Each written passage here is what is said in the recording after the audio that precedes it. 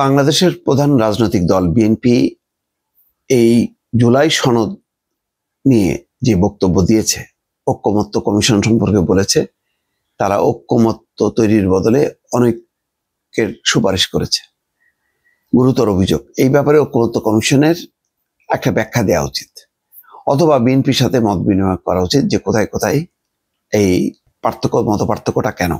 কারণ কথাটা খুবই মারাত্মক যে ঐকমত্য কমিশন ঐক্যের বদলে অনেকের সুপারিশ করেছে এবং বলেছে যে তারা যেই সুপারিশগুলো দিছে তাদের যে অবজারভেশনগুলো আছে সেগুলো সংযুক্ত করা হয়নি।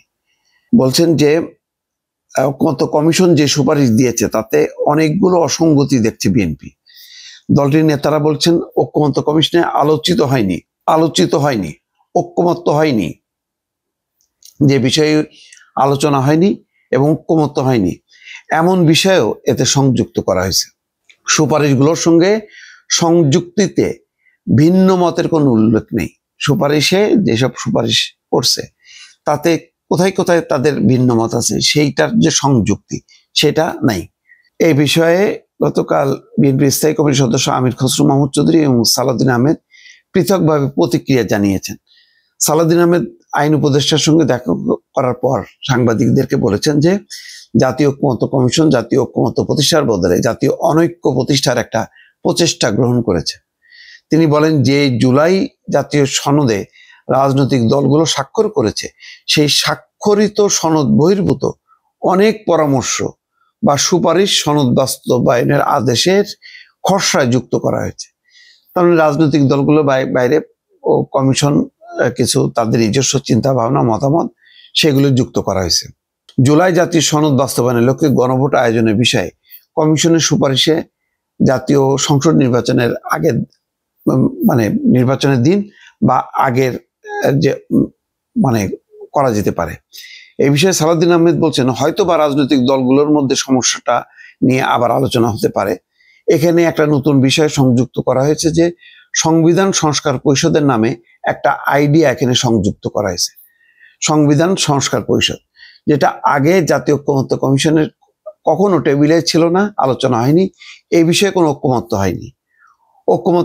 তাহলে এই যে সংবিধান সংস্কার পরিষদের নামে যে একটা আইডিয়া বলা হলো সেইটা কখনো আলোচনা হয়নি। ঐকমত্য কমিশনের সঙ্গে আলোচনায় দলের পক্ষ থেকে নেতৃত্ব দানকারী বিএনপির এই নেতা বলেন আসন্ন যে নির্বাচনটা হবে সেই নির্বাচনটা হবে জাতীয় সংসদ নির্বাচন।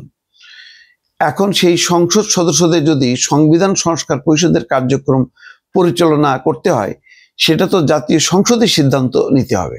এখানে জাতীয় সংসদ কি সিদ্ধান্ত নেবে সেটা তো আলোচিত হয়নি ঐকমত্য কমিশনে। অর্থাৎ বলছেন যে যদি সংবিধান সংস্কার পরিষদ পরিচালনা করতে হয় এটা জাতীয় সংসদই সিদ্ধান্ত নেবে। এখন জাতীয় সংসদকে তো বাধ্য করা যাবে না, বলা যাবে না যে তোমাকে এটা করতে হবে। তিনি বলেন এই বিষয়ে কোনো সুপারিশ বা এই বিষয়ে কোনো আলোচনা না হওয়ার পরও সুপারিশ মালার মধ্যে হঠাৎ করে পরবর্তী জাতীয় সংসদ একই সঙ্গে সংবিধান সংস্কার পরিষদ হিসেবে কাজ করবে, ওনারা এই সিদ্ধান্তটা আরোপ করতে পারেন না, চাপিয়ে দিতে পারেন না। বলছে জাতীয় সংসদ একই সঙ্গে সংবিধান সংস্কার পরিষদ হিসেবে কাজ করবে, এই সিদ্ধান্তটা চাপাই দিতে পারে না।